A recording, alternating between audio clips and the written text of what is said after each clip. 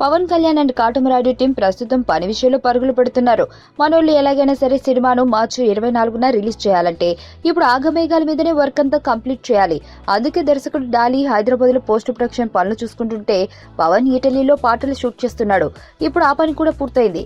ఇక నిన్న సాయంత్రమే ఇటలీ నుండి బయలుదేరి ఇండియా వస్తున్న టీం అంతకంటే ముందే ఇండియాకు ఆ ఫోటోలను పంపేశారు.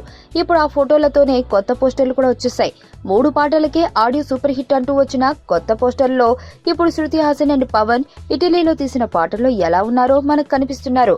యథావిధిగా శృతి చాలా హాట్ గా ఉంటే పవన్ చాలా సింపుల్ అండ్ కూల్ గా ఉన్నాడు. సినిమా అంతా మనోడు ఖాదీలో మెరిశాడు కాబట్టి పాటల్లో మోడ్రన్ బట్టల్లో రచ్చలేపేశాడు.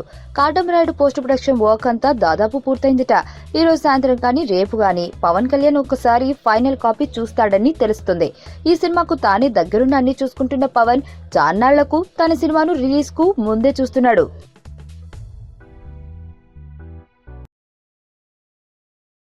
సుబ్బు, నీకు తెలుసా? నాకు ఎర్లీ మార్నింగ్ ఒక కల వచ్చింది. ఏమని? నువ్వు నన్ను జ్యువెలరీ షాప్కి తీసుకెళ్ళి వడ్డానం కొనిచ్చావంట. ఏ టైంకి? మ్మ్, గుర్తులేదు సుబ్బు, 5 అనుకుంటా. అదే మరి 5:05కి మీ బాబొచ్చి బిల్లు కట్టినట్టు నాకు కాల్ వచ్చింది. హ్మ్?